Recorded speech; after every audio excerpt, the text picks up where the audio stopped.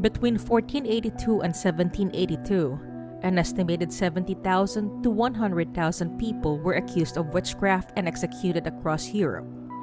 70 to 80% of those accused of witchcraft were female, though the proportion of female witches was higher in some areas, including the bishopric of Basel, the county of Namur, which is now known as Belgium, Hungary, Poland, and Essex, England.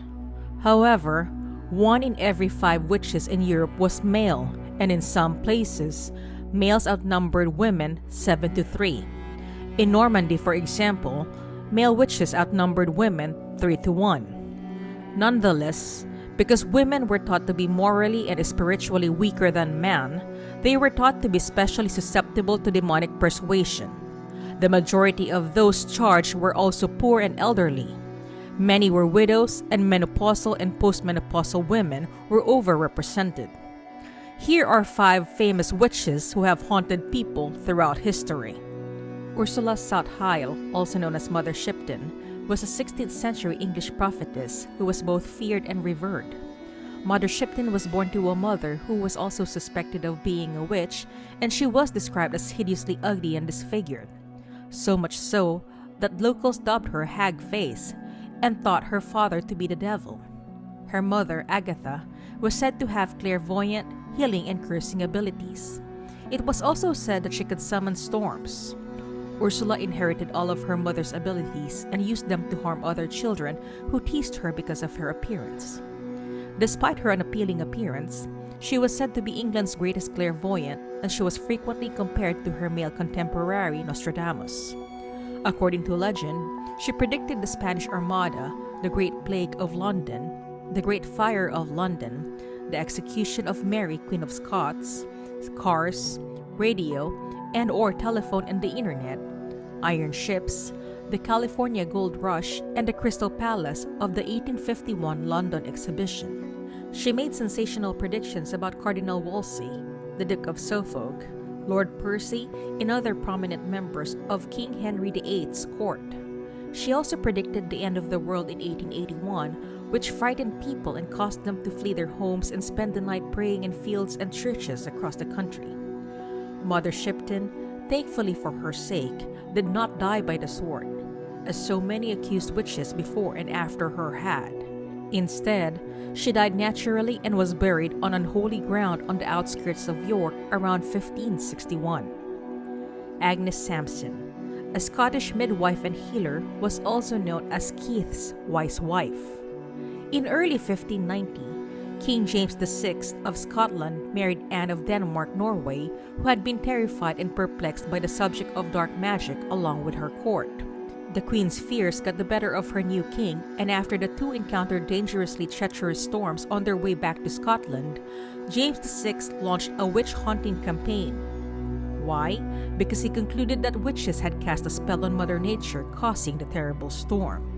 Agnes Sampson was one of the 70 people accused of being witches in the North Berwick area between 1590 and 1592, thanks to another accused witch, Giles Duncan, and questioned about her role in the storm racing. According to legend, Sampson steadfastly denied the charges leveled against her, including that she had attended a witches' coven on Halloween night to help create the infamous storm that plagued the king and queen's voyage. Sampson was restrained with a witch's bridle, which consisted of 4 prongs placed in her mouth and attached to a device fastened to the wall. She confessed to witchcraft and a conspiracy between the devil and the witches of North Berwick to assassinate King James VI after being tortured in this manner and deprived of sleep. On September 7, 1589, when ferry boats collided during a sudden storm on the 4th, Sampson confessed to causing the storm that drowned Jane Kennedy. She had made a charm by sinking a dead cat into the sea near Leith, to which her companions had attached parts of a dead man. The same charm heightened the storm and weather effects that threatened the king on his way back from Denmark in 1590. Her body was burned after she was strangled to death. Merga shook the pot, literally and metaphorically, many believed. Merga was a well-to-do German heiress in the 17th century who was also the heiress of her first 2 husbands, which later played an important role in accusations. Despite the fact that it was a relatively peaceful period in history, Merga happened to live in Fulda, Germany, a place far from stability. After returning to power after a long exile, staunch Catholic reformer Prince Abbot Balthasar von Dernbach ordered a massive witch hunt in the area from 1602 to 1605 in order to purge all liberal ungodly activities. Merga was the most well-known of the more than 200 people accused and executed for witchcraft in Fulda. She was apprehended and placed in jail on June 19. In prison, she was forced to confess to the murder of her second husband, her children with him, and one member of her husband's employer's family, as well as her participation in a satanic Sabbath. Her pregnancy was viewed as an aggravating factor. She and her husband had no children despite being married for 14 years. She was forced to admit that her current pregnancy was the result of a devilish affair. In late 1603, Bia was convicted of witchcraft and burned alive at the stake in Fulda. Malin Matsdotter was a Swedish widow of Finnish descent who was accused of witchcraft by her own daughters. Maria, Eric's daughter, her 19-year-old daughter reported her for witchcraft in July 1676. Maria told them she kidnapped her and other children and took them to a satanic Sabbath. Malin Matsdotter was interrogated and warned to tell the truth. She was interrogated extensively about her religious training. When asked to recite the creed, she said she couldn't be bothered to read it and only knew the Lord's Prayer.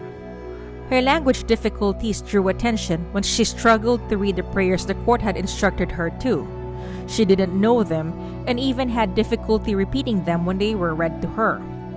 The court asked Malin Matsdotter to fall to her knees and repeat a prayer that had been read to her, but she did not succeed until her 11th attempt, which was given great weight by the court.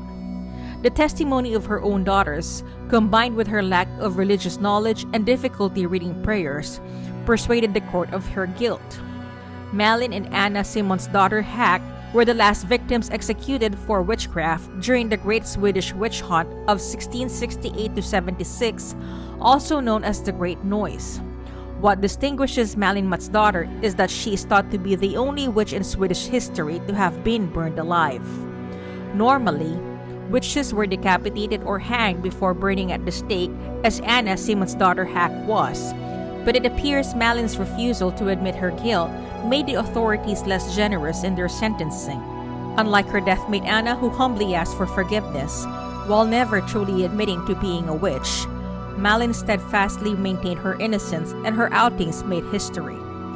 Finally, she refused to shake hands with her daughters, and when one of them begged her to repent, Malin gave her daughter into the hands of the devil and cursed her for eternity.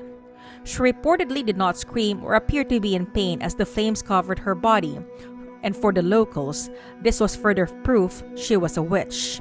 Nonetheless, one of her daughters was convicted of perjury shortly after her death, and she too was forced to walk through witch's door. In American history, a series of investigations and persecutions resulted in the hanging of 19 convicted witches and the imprisonment of many other suspects in Salem Village in the Massachusetts Bay Colony.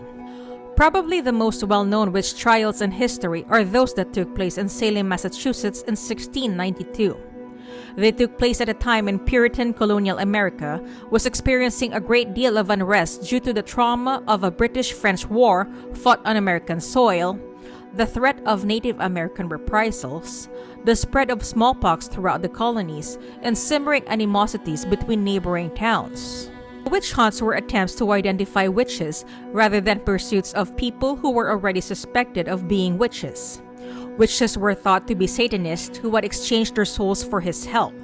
It was thought that they used demons to perform magical feats, that they changed from human to animal form or from one human form to another, that animals served as their familiar spirits, and that they rode through the air at night to secret meetings and orgies. There is little doubt that some people worshipped the devil and attempted to practice sorcery with malicious intent.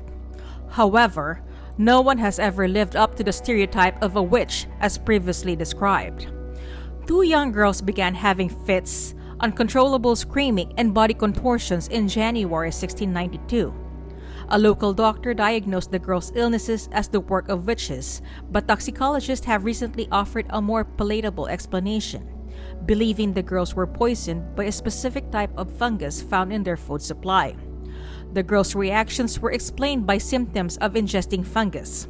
More young women began to exhibit the symptoms, and by February, 3 women had been charged with bewitching the 2 young girls. Tituba, a Caribbean enslaved woman, Sarah Good, a homeless beggar, and Sarah Osborne, an impoverished elderly woman. Tituba confessed to being a witch and began accusing others of dark magic after realizing her fate was sealed. Other women followed in her footsteps and hysteria ensued. Bridget Bishop, the first alleged witch, was hanged at the gallows in Salem on June 10, and many more followed. During this time, over 150 men and women were charged.